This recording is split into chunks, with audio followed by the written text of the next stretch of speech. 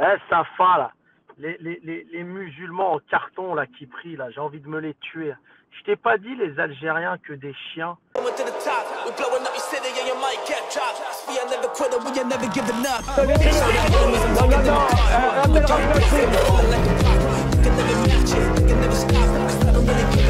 fumez, monsieur? Le football, il a changé. Oui, peut-être. Ouais, c'est Laurent de la Mousse, bienvenue aujourd'hui pour une nouvelle vidéo et j'espère que tout le monde va bien. J'espère, messieurs, que vous avez fait la petite moustache pour le Movember. C'est important, envoyez-moi vos photos sur Instagram, vos plus belles moustaches. Messieurs, dames, on part pour cette petite vidéo actu. Mais avant de partir pour cette nouvelle vidéo, c'est le moment de soutenir la chaîne et moi-même en mettant votre plus gros pouce bleu, votre meilleur commentaire. On n'oublie pas de s'abonner et d'activer la cloche pour ne pas rater les prochaines vidéos.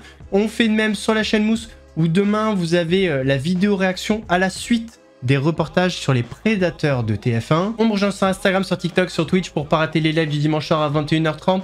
On va chercher à boire, manger, on se met à l'aise. Moi, je m'occupe du reste avec une dégaine d'acteurs porno des années 90. Polémique depuis 2 jours pour la radio Énergie. Ils avaient promis de doubler le salaire de Maxence. Maxence, Énergie va doubler ton salaire.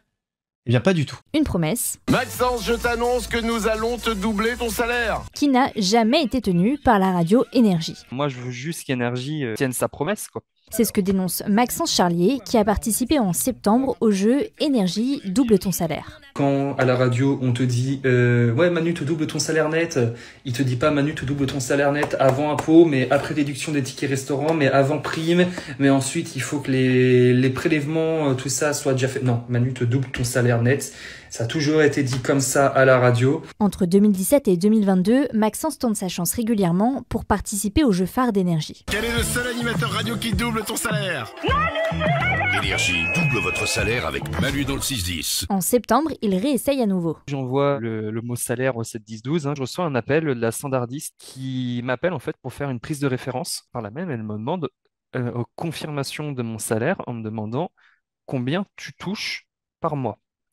À ça, je lui réponds net. Elle me dit oui, oui, combien tu touches sur ton compte bancaire? Je lui dis 1872 euros net sur mon compte bancaire. Elle fait OK, pas de souci. Ils font des tests pour voir si on décroche rapidement. Donc, elle m'appelle à ce moment-là pour me dire bah écoute, là c'est bon, tu es officiellement vraiment dans la shortlist. À tout moment, on t'appelle. Donc, ton passage ce sera à 8h05 vendredi. Bon, il faut que tu fasses semblant d'être surpris parce que normalement, on est censé t'appeler le jour J, voilà, donc il faut que tu fasses semblant d'être un peu surpris. Il faut que tu laisses la tonalité pour faire style. Est-ce qu'il va décrocher, est-ce qu'il va pas décroché? Oui, allô? Oui, tu m'entends Maxence? Ouais. Je t'annonce que tu vas intégrer. Non, pardon, c'est pas ça. Maxence de Nantes, quel est le seul animateur radio qui double ton salaire? Non, Si. c'est Manu sur Énergie. Eh ben, c'est gagné. Allez, aujourd'hui, je t'annonce que ton salaire de 1872 euros net, on va te le doubler. Ça va faire 3744 euros. Oh la vache. Et en plus, ça tombe bien, parce que je viens de me fiancer, donc ça part directement pour le mariage. Oh, mais que de l'amour. Une ou 2 semaines plus tard, en fait, le service jeu d'énergie me rappelle en me disant à l'oral, parce que jusqu'à présent, j'ai toujours pas eu de refus écrit, à l'oral, qu'en fait, ils ont validé mon gain parce que, en fait, c'était le net imposable qu'il fallait donner et qu'il y avait une limite de 2000 euros et que j'ai dépassé de 79 euros. Donc, à ça, je leur dis, bah, jamais, à aucun moment, on m'en a parlé, à aucun moment, on me l'a demandé. Moi, la standardiste m'a demandé mon salaire net que je touchais sur mon compte. J'ai dit, j'ai été honnête. Vous voyez que c'est bien celui qui est en bas de la fiche de paye. Il y a, oui, mais non, c'est comme ça. Nous, on annule et c'est comme ça, tant pis. Comme je me suis inscrit en août, il me demande le salaire de juillet, donc il me demande le salaire du mois d'avant. Donc en juillet, j'avais touché 1872. Donc si il m'avait versé mon salaire, enfin mon salaire doublé, j'aurais eu donc mon salaire d'octobre plus mon salaire de juillet, du coup, qui serait arrivé ensemble et qui aurait du coup doublé mon salaire. Maxence décide alors de raconter sa mésaventure à des journaux locaux et sur son compte TikTok. Si vous connaissez des personnes qui se sont fait arnaquer comme moi par Énergie, bah une action commune pourrait être intéressant. De fil en aiguille, eh ben, j'ai appris que je n'étais pas le seul. avoir eu ce genre de problème. Moi, je suis passé le vendredi, le week-end, il n'y a pas l'émission, et ben la personne qui est passée le lundi a eu le même problème. Elle m'a envoyé un message sur Facebook en me disant, bah écoute Maxence, je te contacte parce que j'ai exactement le même problème que toi. Ils ont invalidé mon gain parce que c'était ce salaire-là qu'il fallait donner, et bah pas prévenu. Contacté, Énergie contredit la version de Maxence et affirme de son côté qu'au moment de lui demander le montant de son salaire, la standardiste a rappelé que seul est pris en compte le salaire net imposable. Il appartient aux participants de veiller à remplir les conditions de participation fixées par le règlement et à Énergie ensuite de s'assurer que les déclarations de la personne désignée gagnante sont conformes aux règles imposées par le règlement du jeu. Je pense qu'ils se terrent un petit peu derrière leur carapace, derrière leur règlement qu'ils ont brandi tel un drapeau, tel un étendard pour se cacher derrière. Règlement qui ne m'a jamais été spécifié, qui n'a jamais été spécifié par SMS. Un argument non valable pour Énergie. Les conditions de participation sont aisément accessibles et la limite du gain figure très clairement dès les premières lignes du règlement. Il n'est donc aucunement nécessaire aux participants de parcourir 11 pages pour s'assurer qu'il remplit les conditions de participation au jeu. En tant que professionnel, Énergie doit s'assurer que le participant ou la personne qui a été sélectionnée a bien pris connaissance et que ça a bien été porté à sa connaissance, le règlement. Et ensuite, également, lui rappeler oralement, si vous ne respectez pas la règle, le gain risque de vous échapper. Et puis, c'est vraiment lui qui a gagné, il n'y avait plus d'aléa. Et donc, quand on lui fait l'annonce de ce gain, on doit respecter l'annonce qui est faite, notamment quand c'est diffusé à un large public, parce que là, ça devient pervers, parce qu'en fait, vous annoncez à la France entière, puisque c'est une chaîne nationale, que quelqu'un a gagné, et donc que tous les autres ont perdu, et que donc, ils ont dépensé de l'argent pour passer ce coup de fil, mais qu'en fait, il n'y a pas de gagnant. Donc, si vous voulez, le préjudice, il est pour l'auditeur qui a gagné, mais pour tous les auditeurs qui ont perdu. Maxence a fait un signalement à l'Arcom et à la répression des fraudes. De son côté, Énergie a retiré le replay de son passage dans le jeu. Pour Maître Escande, une solution équitable pourrait être envisagée. Il faudrait corriger même ce règlement en disant si involontairement vous déclarez un montant inexact, on maintiendra le plafond maximum de ce qu'on peut doubler le salaire. Vous voyez, donc il y a peut-être une perspective comme ça à regarder. Et moi, je pense qu'un juge, si ça devait être jugé, pourrait éventuellement aller sur ce terrain-là. Ils m'ont annoncé encore pendant 2 semaines gagnant, en fait. Ils m'ont annulé mon gain. Et puis Maxence, pendant 2 semaines, à la pub, ouais, Maxence de Nantes a eu son salaire doublé. Non, désolé les gars, mais j'ai pas eu mon salaire doublé. Sur le plateau de TBT9, Raymond a un petit peu mis les pieds dans le plat et a parlé de Dieudonné, ce qui a conduit Cyril Hanouna à le couper. À couper le débat carrément. Enlève, c'est pas moi qui décide de ça. Qui décide de ça? Pourquoi on décide pas de pouvoir le faire? T'enlèves le Renoir. T'enlèves le Renoir, tu mets un juif à la place. Et tu fais des blagues sur la finance, tu fais des blagues sur le gros nez, tu fais des blagues sur plein de clichés comme ça, qui servent à rien, qui sont stupides. Tu vas voir que demain t'es attaqué. Tu vas voir que demain on va t'attaquer. Pourquoi Dieudonné peut plus faire de vannes? Pourquoi Dieudonné peut plus faire de vannes? C'est bon. C'est pas moi qui dis. C'est pas moi qui dis. Stop.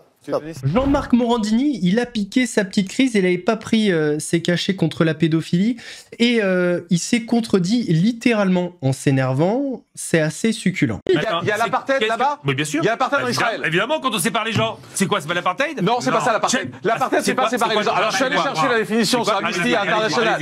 C'est de chez vous ça. C'est un système d'oppression et de domination d'un groupe racial sur un autre, institutionnalisé à travers des lois, des politiques et des pratiques discriminatoires. Par ailleurs, le crime d'apartheid suppose que la commission d'actes inhumains dans l'intention de maintenir la domination. Les actes inhumains, qui c'est qui les a fait le 7 octobre? Excusez-moi, qui c'est qui a fait les actes inhumains le 7 octobre? Après, il n'y a pas d'actes inhumains. Qui c'est qui a fait les actes inhumains le 7 octobre? Non, mais les deux. Avant, il y avait les deux, non. Le 7 octobre, c'est pas les deux. Excusez-moi, c'est pas les deux. 75 ans de guerre. Avant, il n'y avait pas d'actes inhumains. Il n'y en avait pas avant. C'était le paragraphe. Le 7 octobre qui a fait les actes inhumains. Avant, derrière Yacine et tous les qui a massacré le 7 octobre? Donc ça excuse arrêtons. Tout. Donc ça excuse tout. Oh, ça excuse pas tout. Ça excuse pas tout, mais il n'y a pas d'apartheid. Il n'y a pas d'apartheid. Quand on sépare les populations pour des raisons ethniques, c'est pas ça l'apartheid. Je viens de vous le lire. Je viens de vous lire la définition. Séparation physique. Parlons maintenant de Samzira et sur 2 sujets. Premier sujet, gros coup de gueule de Samzira concernant l'affaire Lola. Il y a quelque chose qui m'agace sur les réseaux sociaux, c'est la récupération politique.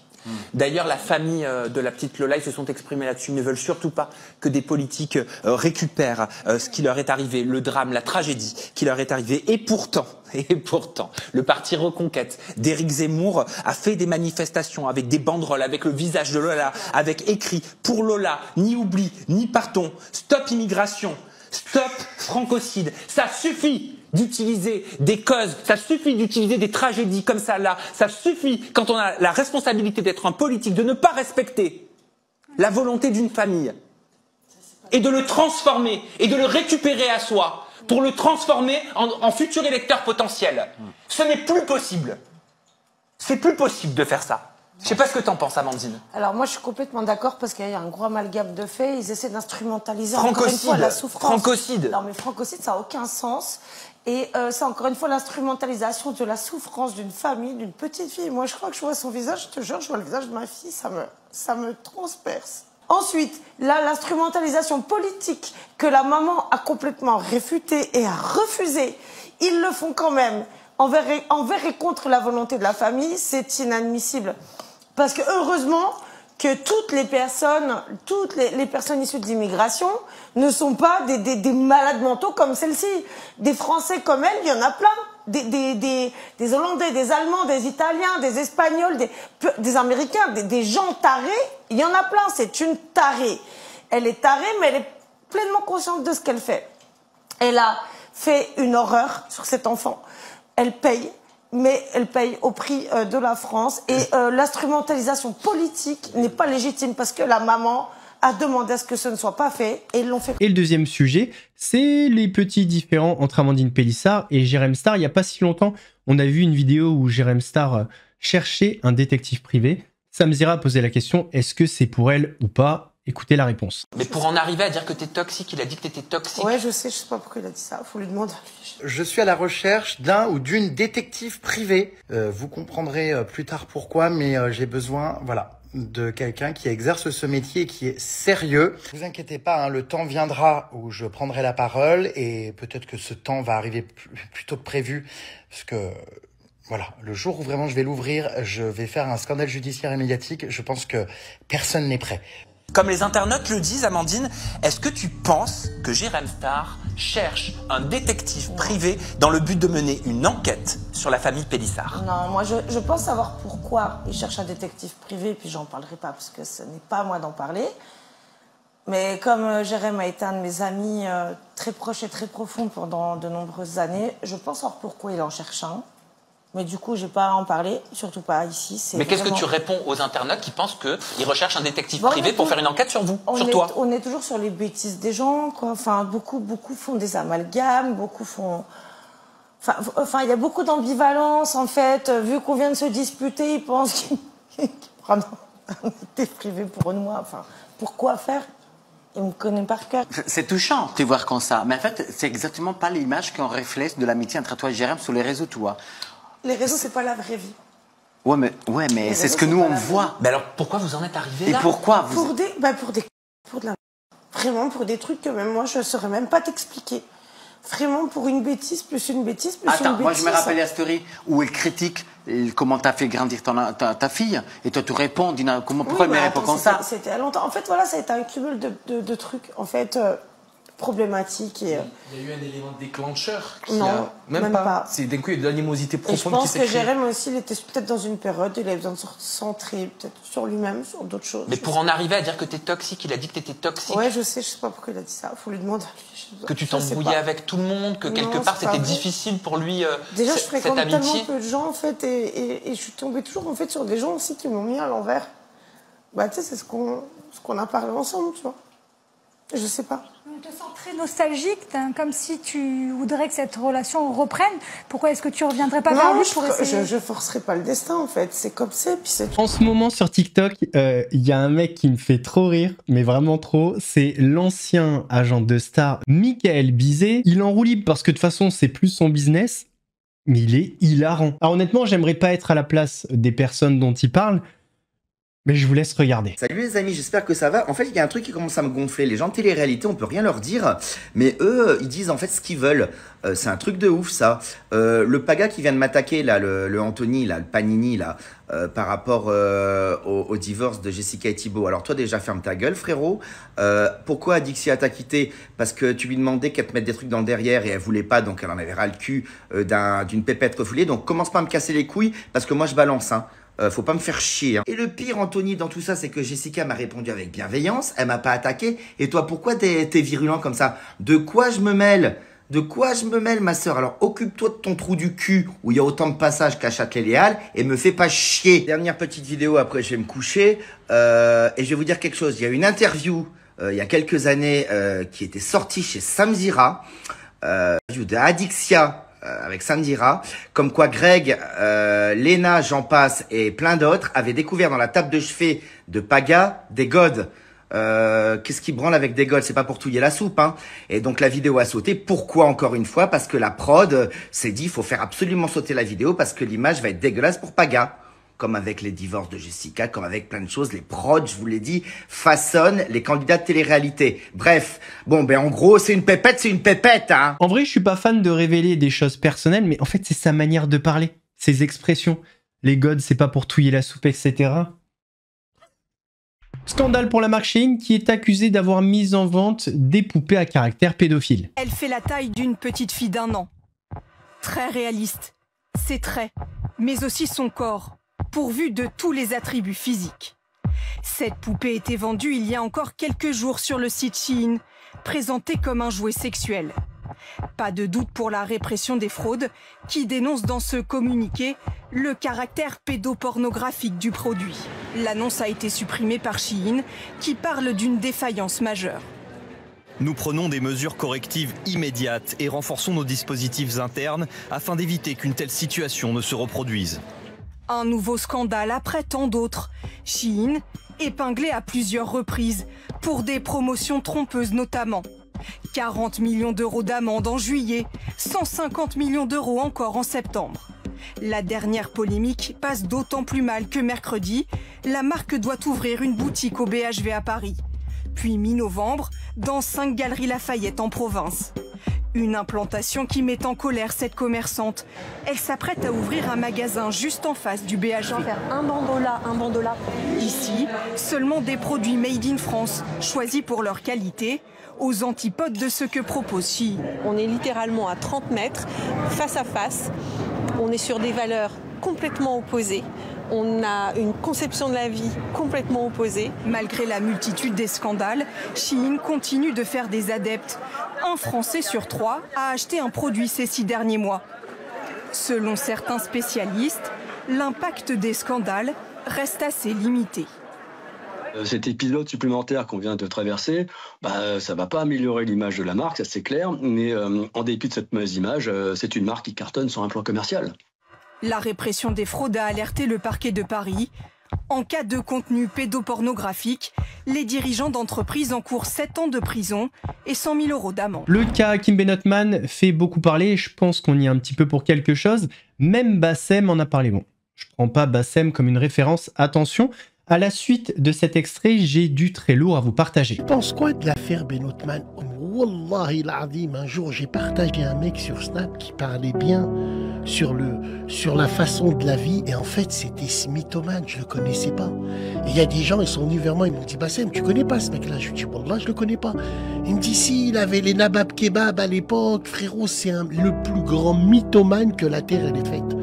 Moi, j'ai vu sur internet, il se fait attaquer de toutes parts. Je tire pas sur l'ambulance, hein. Je vais pas tuer le mort. Mais frère, il est à mourir de rire quand tu le regardes. Il y croit en plus.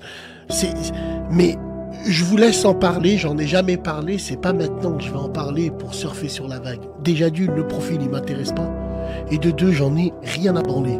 Mais c'est vrai qu'on m'a montré un petit peu. Mais quel mytho! Après, c'est pas grave qu'il soit riche ou pauvre. Qu'ici, il est riche, mais que Dieu lui en rajoute. Alors, dans sa dernière vidéo, Monsieur Benotman a joué la carte communautaire. Il est très fier d'être algérien. Tout ça. J'ai des petits audios en ma possession qui disent pas exactement la même chose. Salut Safa, joyeux Noël, comment tu vas?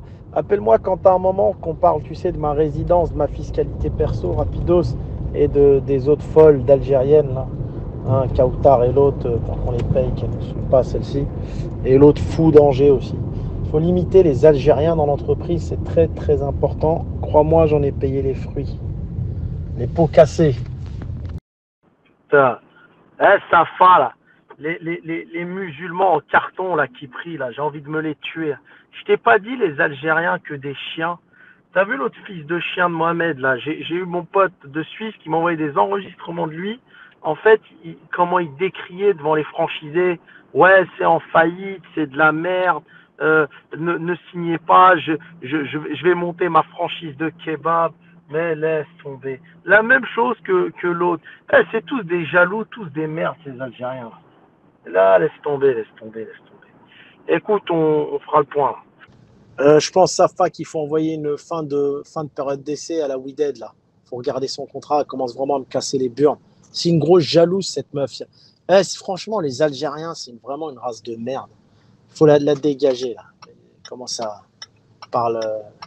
plaît pas, cette fille. Alors, s'il y a des gens qui pensent que c'est de l'intelligence artificielle, faut juste savoir que c'est des audios transférés. Ils ont été enregistrés sur WhatsApp et donc transférés, c'est pas des fichiers MP3, c'est pas de l'IA. C'est bien réel. Et ça, on en parlera plus en profondeur, je pense, vendredi. Messieurs, dames, on arrive à la fin de cette vidéo. J'espère qu'elle vous a plu. Si c'est le cas, votre plus gros pouce bleu, votre meilleur commentaire. N'oubliez pas de s'abonner et d'activer la cloche pour ne pas rater les prochaines vidéos. On fait de même sur la chaîne Mousse où demain, vous avez la vidéo réaction sur la suite du reportage sur les prédateurs de TF1. Je crois que ça va parler de Jean-Marc Morandini. On me rejoint sur Instagram, sur TikTok, sur Twitch pour ne pas rater les lives du dimanche soir à 21h30. Nous, on se donne rendez-vous mercredi pour une nouvelle vidéo d'actu. En attendant, prenez soin de vous. Laurent de la Mousse vous salue.